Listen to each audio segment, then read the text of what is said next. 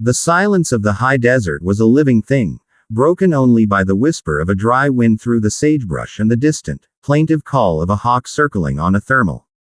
Inside the small, weathered cabin, the silence was different, thick and heavy with concentration and a palpable frustration. Elara had come to the Broken Spur Ranch to disappear, to let the vast, unforgiving landscape swallow the noise of her failed life in the city. The screech of tires, the hum of fluorescent lights, the constant, demanding ping of her phone, and the echoing silence of her empty apartment after Mark had left.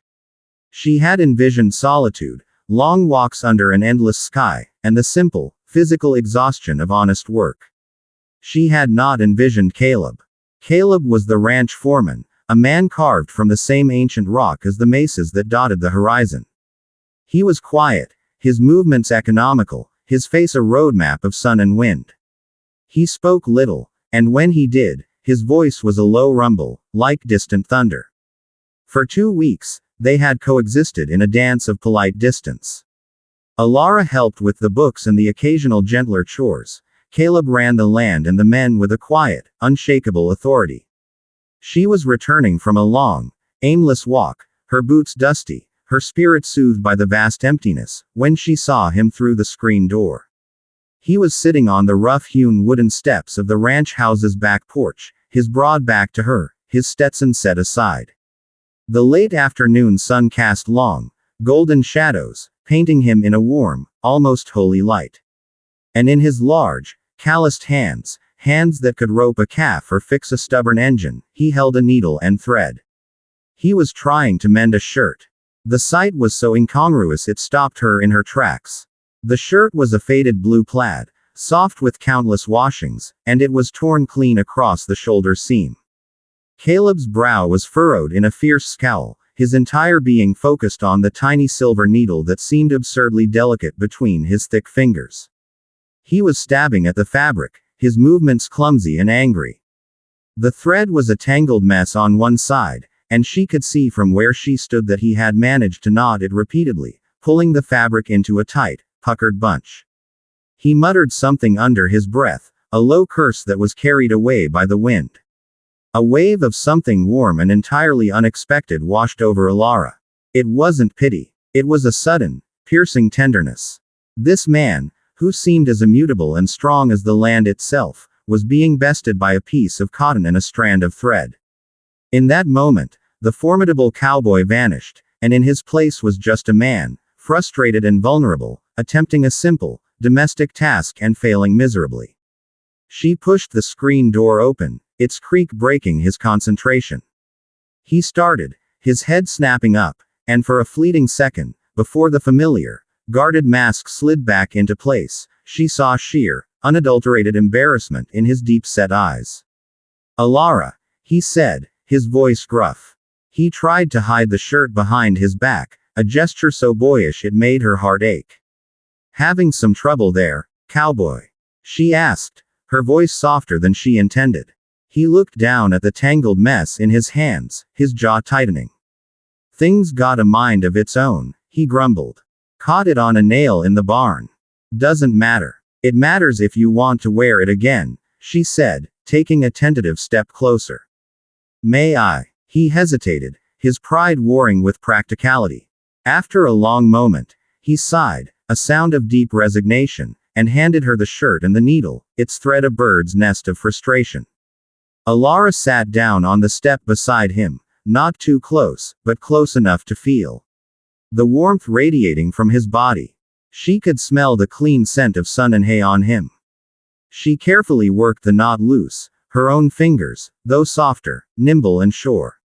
She had learned to mend her own clothes long ago, a small rebellion against a world of disposable things. "First, you need a thinner needle for this fabric," she said quietly, not looking at him. "And a running stitch, here, see. Small and even. It'll be stronger and less noticeable." She demonstrated, her hand moving with a gentle rhythm. The needle slipped through the cloth like a fish through water. The tense silence between them began to change, the frustration melting away, replaced by a quiet, shared focus. Caleb watched her, not the needle, but her face. He saw the way her brow furrowed slightly in concentration, the way she bit her bottom lip, the delicate shape of her hands against the rugged fabric of his shirt. "You're good at that," he observed, his voice low. "My grandmother taught me," Elara said, a small, sad smile touching her lips. "She said there's a special kind of satisfaction in fixing something that's broken, in giving it a second life. It's better than just throwing it away." The unspoken words hung in the air between them. Like hearts. Like lives. He was silent for a long time, watching her hands work. The only sounds were the whisper of the thread through the cloth and the wind sighing around the corners of the house. "My mother used to mend my clothes," he said finally, the words seeming to be pulled from a deep, hidden place. "Sit right there in that old rocking chair by the fire." Her hands were always moving. "I'd lie on the rug and watch her, and the whole world felt safe." Elara's needle stilled for a moment. This was the most he had ever spoken about himself. She didn't look up, afraid to break the spell. She just resumed her stitching, a silent invitation for him to continue if he wished. "She's gone 10 years now," he said, his voice even softer. "Lung cancer. Never smoked a day in her life. Just the bad luck of the draw, I guess." "I'm so sorry, Caleb," Elara whispered. He nodded, accepting her sympathy. "After she passed, my father, he just kind of folded in on himself. Sold the herd, let the place go. I was young, angry. Joined the rodeo for a while. Tried to outrun the quiet." He gave a short, humorless laugh. "Doesn't work. The quiet always catches up." Elara finished the last stitch, tying a small, secure knot and biting the thread with her teeth. She smoothed the fabric. The mend was neat, almost invisible, a testament to care and patience. She handed the shirt back to him.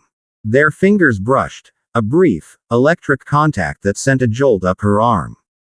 He took the shirt, his rough fingertips tracing the line of her stitches. "Thank you," he said, and the words were laden with more meaning than just gratitude for a mended seam. He was thanking her for the silence that wasn't empty, for not laughing, for the simple, human act of repair. "It's nothing," she said, but her voice was thick with emotion. "It's not," he insisted, his blue eyes holding hers. In their depths, she saw the same loneliness that had driven her to this remote place, the same scars, the same quiet hope for something more. That small moment on the porch became a turning point. The polite distance between them dissolved, replaced by a tentative, growing closeness. They started eating supper together in the big, quiet kitchen, the silence now comfortable, companionable. He taught her to ride, his hands steadying her on the saddle, his patience endless. She read to him sometimes in the evenings, poetry she loved, and he would listen, his eyes closed, the lines on his face softening. He learned about Mark, about the hollow relationship that had ended not with a bang but a whimper, about the career that had felt like a gilded cage. She learned about his father's decline, the rodeo injuries that still ached in the cold, the weight of responsibility he carried for the land and the men who worked it. They were two broken people, each carrying their own torn pieces, finding solace not in grand declarations, but in the quiet, mending moments. One evening, a few weeks later, a fierce storm rolled in from the mountains. The wind howled like a banshee, rattling the windows, and the rain came down in solid, driving sheets. The power flickered and died, plunging the house into darkness save for the fire roaring in the hearth. Elara stood by the window, watching the lightning illuminate the thrashing trees. She felt a shiver run through her, not from the cold, but from the raw power of the storm. She felt a presence behind her and knew it was Caleb without turning. "Quite a night," he said, his voice a calm anchor in the chaos. She turned to face him. In the flickering firelight, his face was all plains and shadows, his eyes dark pools of warmth. The world outside was fury and noise, but in here, by the fire, it was still and safe. "I was thinking about that shirt," she said softly. A small smile touched his lips. "Were you now? You were so frustrated. So determined to do it yourself. Stubborn, my mother would have called it," he admitted. "It made me see you, Elara said, her heart beginning to beat a frantic rhythm against her ribs. Not just the cowboy. The man. He took a step closer. The air between them crackled, charged with something more potent than the lightning outside. And what did you see? He asked, his voice barely a whisper. I saw someone who was trying to mend something on his own, because he thought he had to. Because he'd forgotten what it was like to have help. He was close enough now that she could feel the heat from his body. He reached out, his hand hovering for a moment before he gently tucked a stray strand of hair behind her ear. His touch was calloused but incredibly gentle, a contradiction that perfectly defined him. Maybe I was waiting for the right person to show me how, he said. His words undid her. All the walls she had built around her heart, the careful layers of self-preservation, crumbled to dust. Tears welled in her eyes, not of sadness, but of a profound, overwhelming release. He saw the tears and his thumb came up to catch one as it traced a path down her cheek. Elara? He asked, his voice full of concern. She shook her head, a watery smile breaking through. I came here because I felt so shattered. Like I was beyond repair. He cupped her face in his hands, his touch firm and sure. You were never broken, he said, his gaze intense, locking with hers. You were just a little torn. And the strongest seams are the ones that have been mended. They're the ones that hold fast. And then he kissed her. It was not a wild, desperate kiss, born of passion alone. It was a kiss of understanding, of recognition. It was a slow, deep, and tender exploration, a promise whispered without words. It was the final, perfect stitch that pulled two separate, frayed edges together and made them whole. Outside, the storm raged on, but inside, by the light of the fire, a different kind of tempest had quieted.